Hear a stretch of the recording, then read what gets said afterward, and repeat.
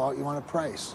Let's talk about that, Senator, because I think many people sit at home, and I talk to a lot of people throughout the day, and you can hear their language using fear, trepidation about what's going on. That's what I want to get at tonight. You're having a lot of meetings, I'm sure, about the coronavirus. Sure. What I want to know from you, talking to the experts, being inside that room today, is there a substantial reason for people to have fear and trepidation? And do you think the media is talking about it responsibly, or is it being overhyped and instilling too much fear, in your opinion?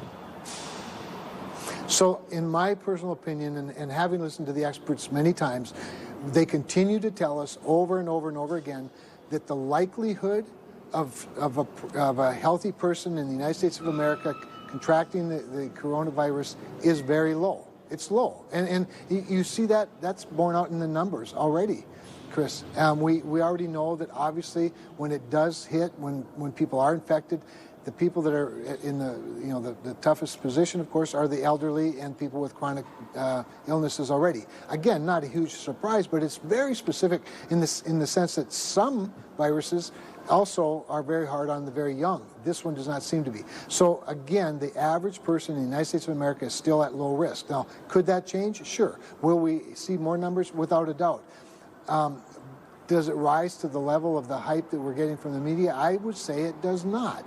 But I think an abundance of caution, and that means for the individual person that's keeping their hands clean, not touching their face, those kinds of things, avoiding large crowds, close up to people. If you're an elderly person or already sick, probably makes a lot of sense. But I think that in many respects we're seeing, Chris, some cheerleading for a disaster, and that is disturbing to me, to say the least. And I'm talking mainly about, political rivals of Donald Trump. That's what I was going to ask you, sir. Two things in one, then, because of that. One, do you think the media is overhyping it to try to destroy Donald Trump? And two, tonight you had Bernie Sanders and Joe Biden cancel their rallies in Ohio. Many people see the crowds at a Trump rally. Do you think they were canceling these rallies because that was the necessary thing to do, or do you think it was a political chess move? So it could be one or the other. It could be both. I personally think it would be a foolish political chess move, but that doesn't mean that that's not what it is. If they're trying to set Donald Trump up to look foolish if he has a rally, I think all they'll do is make themselves look silly. Now, I say all of that realizing that something bad could happen.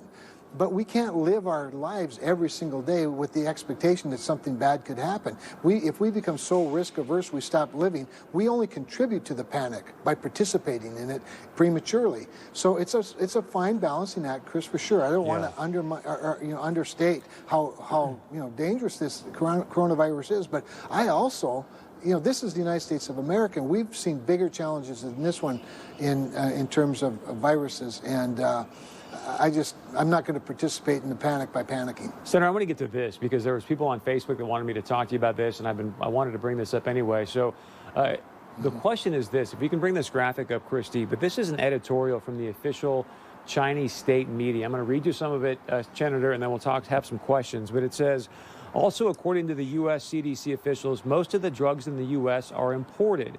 So more than 90% of the U.S. imported drugs are related to China. The implication is that as this time, as long as China announces that its drugs are as domestic as possible and banned exports, the United States will fall into the HE double hockey sticks of the new crown pneumonia epidemic.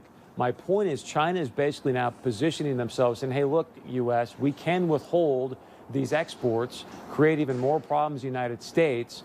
So my question to you is, what can you do? And I know Josh Hawley's got a bill, but what can you guys do to bring the pharma manufacturing back in the United States so we're not dependent upon China and India?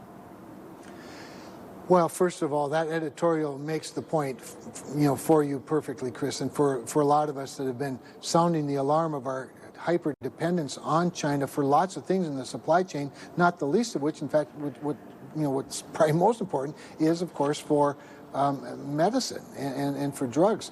And Marco Rubio has been sounding this trumpet for a long time. He's got a bill to incent exactly that, and that is, when I say that, the repatriating of much of the manufacturing and the production. Also to ensure that our Defense Department or somebody has a stockpile of immunizations and drugs to treat common illnesses. Will it cost a little more? Perhaps, but not nearly as much as being completely dependent on China for something at a time like this when we have to have it. So I will say that this really feeds right into what Donald Trump's been telling us since he campaigned, and that is we cannot leave ourselves so vulnerable to other countries for our supply chain. He's already done it with steel and aluminum. Now let's take the next step and do it with these other products. Senator, I got just a few more minutes with you and a couple more topics I want to get to. And one of them, you're just talking about not being dependent on other nations. Now you have Saudi Arabia saying they're going to start pumping 12.5 million barrels of oil a day, which is unbelievable. My question to you, because North Dakota is so dependent upon oil, it sounds like they are purposely going to drive this price down to maybe 25, 30 bucks a barrel for quite some time. What do you see the long-term impacts on the Bakken and the state of North Dakota's revenues? Well, I've talked to enough people since early this morning in the industry to know that they could be awful. I mean, it cannot last long, because if it goes into, say, a half a year at these prices, you're going to see some companies with one rig or less that currently have multiple rigs. Clearly, you're not making money at, at $34, $33, or $30 a barrel in the shale play in most of the country. And there's already, as you know, a discount paid to North Dakota producers. It will mean the loss of lots of jobs, not just big corporate interests, but lots of jobs at every level.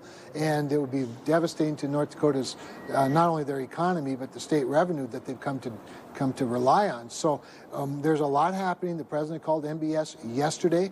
There are a group of us from oil states that are trying to get together with the Saudi ambassador tomorrow to make sure that they understand that, that we are and have been their ally. We've defended them when it's been difficult to defend them, that they ought not play into Vladimir Putin's hands. But when you consider, Chris, as a result of the coronavirus and other things, we're seeing a drop in demand of at least 1 million barrels a day in the global market. Now you have Saudi Arabia and Russia adding 2 million barrels per day to the supply side, and we've got a glut on top of a glut. This is a deep hole that'll take a long time to get out of if it isn't corrected, within days or weeks. Senator, you bring up a fantastic point. How good we've been to Saudi Arabia as of late, and for them to go out and do this is a pretty dramatic move. Two more things quickly, sir.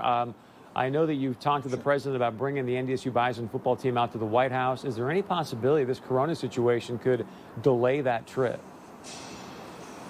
Well, so far not, Chris.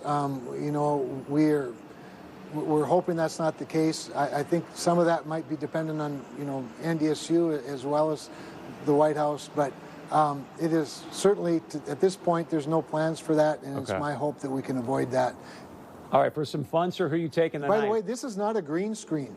This is not a green screen. Hey, trust me. I am standing on the patio.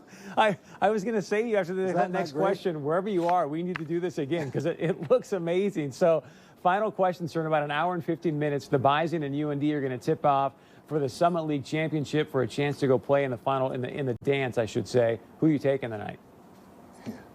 So I really like the team that wears a lot of green. That has a school in the Red River Valley part of North Dakota. I think they'll be great.